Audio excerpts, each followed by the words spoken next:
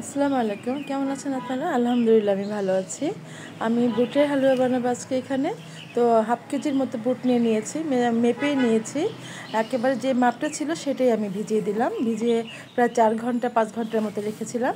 এখন আমি একটা প্রেশার কুকারে দিয়ে দিচ্ছি। প্রেশার কুকারে 2টা সিস দিলেই ভাববেন যেটা হয়ে গেছে, নামিয়ে নেবেন। আমার বুটটা আমি এভাবে দিয়ে একটু পানি দেবো সমান সমান করে, বেশি দেবো না। আর যতটুকু ডাল সমান সমান যেন হয় সেটা দিয়ে খেয়াল রাখবেন।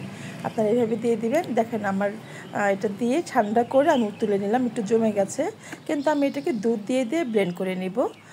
আপনারা ইচ্ছে করলে দুধ দিয়েও জাল করে নিতে পারেন। যদি মনে করেন যে দুধ দিয়ে জাল দিবেন, সেক্ষেত্রে আপনারা যতটুকু ডাল আছে তার চেয়ে একটু বেশি দেবেন, একটু পরিমাণ বেশি দেবেন দুধটা। এতে করে একটু ভেজা ভেজা থাকবে, আপনার ব্লেন্ড করতে সুবিধা হবে।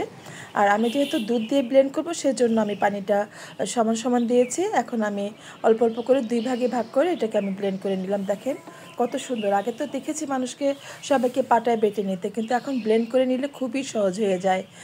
আর আসলে যে কষ্টটা ছিল সেটা হচ্ছে পাটায় বাটা। আর যেহেতু বাটতে হয় না, ব্লেন্ড করে নিলেই হয়ে যায়, তাহলে তার কোনো কষ্ট নাই। আমি 2 ভাগে ভাগ করে দেখেন এভাবে করে নিলাম। কত স্মুথ হয়েছে, কত সুন্দর হয়েছে। আপনারা এখন তো সবার ঘরে ব্লেন্ডার থাকে, আপনারা এভাবে করে নেবেন। আর যদি মনে করেন যে পাটায় বেটে খাবেন, তবে এটা সত্যি, কিন্তু পাটায় বাটার সব কিছুই সুন্দর।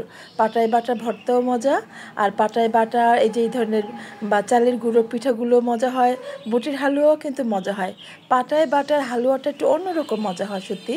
যদি এখন আমরা শহরবাসীরা যান্ত্রিক হয়ে গেছে, আমরা পাটায় বাটাবাটি পছন্দ করি না। আমি এখানে 2 চামচের মতো ঘি দিয়ে একটু গরম করে ফেলেছি, একটু তেজপাতা দিলাম আর এলাচ গুঁড়ো দিলাম। দিয়ে দিলাম আমি ডালটাকে, আমি প্রায় 10 থেকে 15 মিনিট সিদ্ধ করে জাল করে নিব। আর ডালটাকে দিয়ে একটু ভালো করে ঘন ঘন নাড়তে হবে। ঘন ঘন না নাড়লে কিন্তু এটা তলানিতে ধরে যাবে। আমার যেহেতু এটা ইনফ্রারেড চুলা, আর এই হাঁড়িটাও খুব সুন্দর, লেগে যাওয়ার ভয় নাই। এটা অরিজিনাল স্টিলের যেগুলো বাইরের হাঁড়িগুলো, এটা লেগে যাবে না, কিন্তু তারপরও আজ একটা ভয় থেকে যায় যে লেগে গেলে হয়তো বা একটা গন্ধ বেরোবে বা ভালো লাগবে না, আর আসলে স্বাদটাই থাকবে না। যার জন্য আমি একটু দেখতে পাচ্ছেন যে আমি ঘন ঘন নেড়ে দিচ্ছি। আমি এটার সাথেই আছি, এক মুহূর্তের জন্য কিন্তু কোথাও যায়নি এটা চুলায় দিয়ে। তো আমি একটু ফুড কালার দিয়ে দিলাম, একটু কালার আসার জন্য, বেশি দেব না। জাল হতে হতে কালার হবে, আবার বেশি লাল হয়ে গেলে আমার আবার ভালো লাগে না। আমি লালচে লালচে কালার হয়ে গেলে আমার এটা পছন্দ না।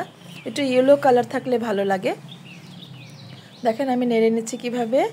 নাড়তে নাড়তে দেখেন পানিটা কিন্তু অনেকটা শুকিয়ে গেছে, তলানিতে যেন না ধরে যায় সেই দিকে খেয়াল রেখে আমি বারবার নাড়া দিচ্ছি। তো আমি এখন একটুখানি দিয়ে দিলাম ব্ল্যাক পেপার, একটু দিলে না একটু অন্যরকম স্মেল পাওয়া যায়। অল্প করে দিলাম, আপনারা ইচ্ছে করলে দিতে পারেন, ইচ্ছে করলে স্কিপ করতে পারেন। নিজেদের ইচ্ছে মতো দিয়েন যতটুকু মশলা পছন্দ হয়। এলাচ দারচিনি আস্ত দিলে আমার বাবুটা আবার পছন্দ করে না, তার মুখে লাগলে সে ইয়া করে। তো আমাকে এই জন্য অনেক সময় খেয়াল করে নেড়ে ফেলে দিতে হয়। তো দেখেন ঢেকে ঢেকে দিচ্ছি, এটা টকবক করে ফুটছে, গায়ের মধ্যে ছিটে আসে। আমি তো এই ব্যাপারে খুবই ভয় পাই, আপনারা জানেন। তো আমি ঢেকে ঢেকে দিচ্ছি, এখন দেখেন কতটা শুকিয়ে গেছে। এ পর্যায়ে আমি চিনি দিয়ে দিলাম। আমের এখানে 2 কাপ, হাফ কেজি ছিল আমার বুটটা 2 কাপের মতো, কিন্তু আমার কিন্তু চিনি 2 কাপ দিয়েছিলাম। চিনি বুঝে, মনে হয় চিনিটা মিষ্টি কম, মিষ্টি হয়নি। আর মিষ্টি জিনিস মিষ্টি না হলে ভালো লাগে না। আমি কিন্তু 3 কাপ চিনি দিয়েছি, 3 কাপ চিনি দিয়েছি। মিষ্টিটা যেন মনে হচ্ছিল না মিষ্টি হচ্ছে, আমার চিনিটাতে হয়তো সমস্যা হতে পারে, মিষ্টি মিষ্টি লাগছিল না। একটু লবণ দিয়ে দিলাম, লবণ দিলে মিষ্টিটা কিন্তু সুন্দর হয়, ভালো লাগে। মিষ্টি জাতীয় কোনো কিছু খাবার রান্না করলে আমি একটু লবণ দেওয়ার চেষ্টা করি। আর এখানে আমি দিয়ে দিব 2 কাপ দুধ। প্রথমে 1 কাপ দিয়ে এটা ভালো করে মিশিয়ে নিব। একটু মেশানো হয়ে যাবার পরে আমি আরেক কাপ দিব। আপনারা চেষ্টা করবেন মিশিয়ে দিয়ে তারপরে দিতে। একবারে 2 কাপ দিয়ে দিলে কিন্তু এটা জমাট বেঁধে যাবে, মেশাতে পারবেন না। সেজন্য একটু যত্ন করে খেয়াল করে রান্না করলে কিন্তু খুব সুন্দর হয় হালুয়া। আর যত্নটাই হচ্ছে আসল। আমার এটা মেশানো হয়ে গেছে, আমি আরেক কাপ ঢেলে নিয়ে নিচ্ছি। আপনারা যদি ডাল দিয়ে দুধ দিয়ে সিদ্ধ করেন, সেক্ষেত্রে কিন্তু গুঁড়া দুধ 1 কাপ দিলেই চলবে। যেহেতু আমি পানি দিয়ে সিদ্ধ করেছি, কিন্তু আমি ব্লেন্ড করেছি দুধ দিয়েই। আমি প্রায় 250 গ্রাম দুধ লেগেছে আমার এটা ব্লেন্ড করতে। এখন আমি 2 কাপ মোটামুটি দুধ দেওয়া হয়ে গেছে, এটা আমি ভালো করে মিশিয়ে নিচ্ছি। দেখেন ঘন হয়ে যাচ্ছে। আমি এত ঘন করব না, এটা পরোটা দিয়ে খাবে বাবু, পরোটা দিয়ে রুটি দিয়ে খাওয়ার জন্য করছি। আর যদি কোনো বরফি দিয়ে কোনো শেপ করতাম তাহলে আমি আরও শুকিয়ে নিতাম, কিন্তু অতটা শুকাবো না, একেবারে ঝরঝরে শক্ত হয়ে যাবে ওইরকম করব না। ওরকম করে আপনারা করতে পারেন, সেক্ষেত্রে আপনারা 15 দিন 1 মাস রেখে খেতে পারবেন, ডিপ ফ্রিজে রেখে দিলে কিছু হবে না। তো দেখেন আমারটা কতটুকু ঘন হয়ে গেছে। নামানোর আগে আমি আবার 2 চামচের মতো ঘি দিয়ে দিব। ঘিয়ের স্মেল, যে স্ট্রং ফ্লেভারটা তখন সেটা পাবেন। নামানোর আগে ঘিটা দেওয়ার চেষ্টা করবেন, এটা দানাদার ঘি। এই ঘিটা কিন্তু অনেক টেস্টি আর স্মেল অনেক সুন্দর। পুরা হালুয়াটা এতটা ভালো লাগতেছে। তো আমার আসলে একটুখানি আমি চেখে দেখেছি মিষ্টি ঠিক আছে কিনা। এটা কিন্তু যারা রাঁধেনি তারা কিন্তু জানেন যে একটু চেখে দেখতে হয়। যারা দেখছেন এতক্ষণ ভিডিওটি, ভালো লাগলে প্লিজ একটু সাবস্ক্রাইব করে দিবেন, পাশে থাকা বেল বাটনটি একটু ক্লিক করে দিবেন, যাতে যখনই আমি নতুন কোনো ভিডিও আপলোড করব সেটা নোটিফিকেশন আপনাদের কাছে পৌঁছে যাবে। আপনারা যে ভালোবাসা দিচ্ছেন, পাশে আছেন, সেজন্য তো এগিয়ে যাচ্ছি। সবার প্রতি আমার অনেক দোয়া থাকে।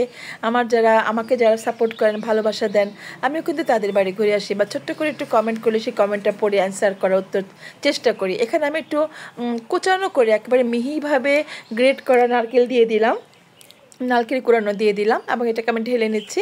এটা শুকিয়ে যখন মিডিয়াম একটু একটু গরম থাকবে তখন আমি আবার এটা কেটেও নিব, ভালো করে ঢেলে নিতে হবে। নিয়ে আমি এই স্প্যাচুলার মধ্যে ঘি মিশিয়ে দিয়ে তারপর এটাকে ছড়িয়ে দিচ্ছি। ঘি না মিশালে কিন্তু ছড়ানো যাবে না। আমি ভালো করে ছড়িয়ে দিচ্ছি, দিয়ে আবার উপর থেকে একটু নারকেল, একটু কাজু বাদাম, পেস্তা বাদাম এগুলো দিয়ে আমি একটু গার্নিশ করে দিচ্ছি। বা গার্নিশ করতেও ভালো লাগে, প্লাস খেতেও কিন্তু কামড়ে কামড়ে একটু বাদাম লাগলে ভালোই লাগে, খারাপ লাগে না। আপনার ইচ্ছা করলে না থাকলে হাতের কাছে না দিতে পারেন, থাকলে দিতে পারেন। এটা দেখার সৌন্দর্য, খাওয়ারও সৌন্দর্য। আমি মোটামুটি সুন্দর করে সাজিয়ে গুছিয়ে দিলাম। এই হালুয়াটা খুব তেমন একটা করা হয় না, আর যখনই করি তো এইভাবে একটু সাজিয়ে নিলে ভালো লাগে। মোটামুটি আমার সাজানো হয়ে গেছে। কেমন হয়েছে আপনারা কিন্তু ছোট্ট করে একটু কমেন্ট করে বলে যাবেন কেমন হয়েছে। আমি অবশ্যই আপনাদের পাশে আছি, আপনারাও আমার পাশে থাকবেন। আমি চেষ্টা করি যতটুকু সহজভাবে বলার, সহজভাবে করার, সেটা যেন একটা মানুষ করতে গেলে যেন শিখে, সেজন্য বোঝে যে এটার মধ্যে কোনো কঠিন কিছু না। জাস্ট ওই যে বললাম যে আমি সমান সমান পরিমাণ ডাল দিয়েছি, তারপরে ব্লেন্ড করলাম দুধ দিয়ে। এটা একটু ঘন করে একটু আস্তে আস্তে নেড়ে নিলে কিন্তু হয়ে যায়। খুব সহজ বানানো, খুব ইজি। যারা বানান নাই তারা তো একটু দেখে, একটু খেয়াল করে রেসিপিটা ঘুরিয়ে ঘুরিয়ে দেখে তা আপনারা করে নিতে পারেন, অথবা শেয়ার দিয়ে রাখতে পারেন, যাতে যখন লাগবে তখন আবার খুঁজে পাবেন না।